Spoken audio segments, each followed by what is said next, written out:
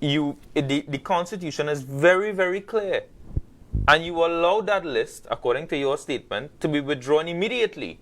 And therefore, your excuse in your statement, respectfully, Your Excellency, is that you had no list to submit. But what is even worse, underpinning all of that, underpinning that entire debacle, where you had, one, a breach by the Police Service Commission, right? In recalling, you had no power to recall. Two, you had a breach by the president in surrendering the list in the first place, and secondly, not forwarding the list to the parliament. And then three, whoever the public official was, likely a parliamentarian, if they had information, they decided to use the information to subvert the process rather than take it to the parliament where there's ultimate accountability. So you had three glaring breaches there, none of which is excusable by any system or process in the Constitution. And I have an issue at the beginning of Her Excellency's statement. She starts off by saying that there are questions as to who this official is that came into the president's house.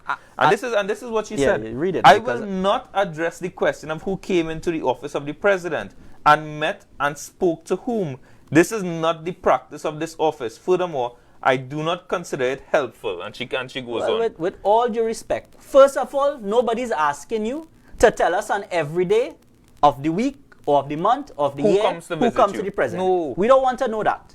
What we want to know is what happened when a constitutional process was abandoned, subverted, and undermined. That's what we want to know. We want to know the persona dramatis. We want to know who are the people in this play.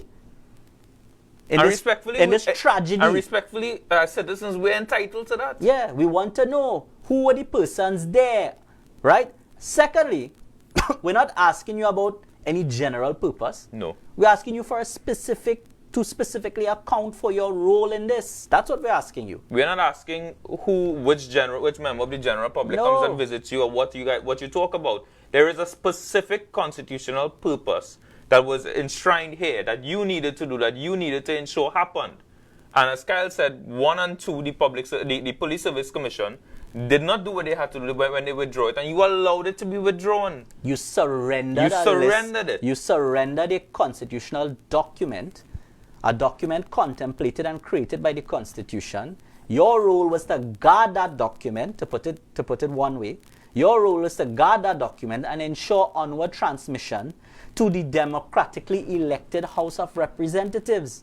That was your role in this democratic process. Yeah. You subverted that. I have no qualm in saying that the president subverted that process. By her own admission, she said she got the document and it was recalled. Ought not to have been allowed that document to be recalled, quite frankly.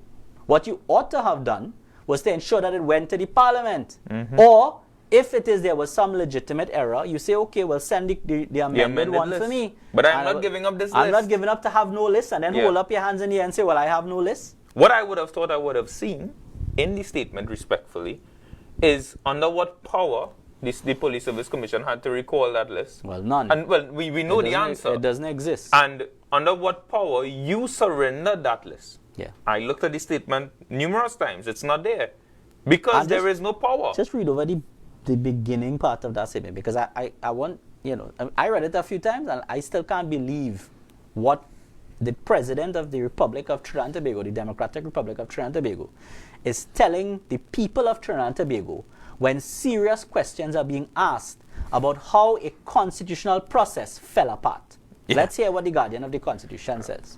As much as I respect many of those in the legal, political, and public spheres who demanded it, I will not address the question of who came to the office of the president and met or spoke to whom.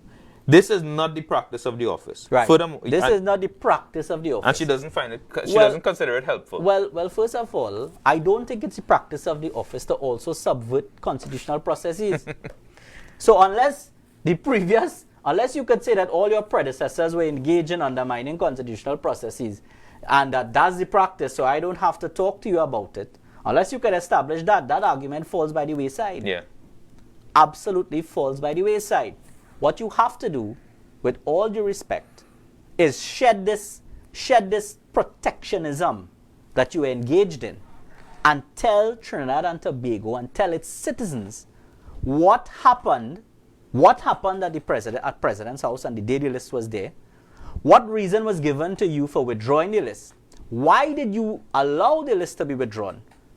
And what conversations took place, either that you are aware of or took place in your presence, that caused a constitutional process to fall apart?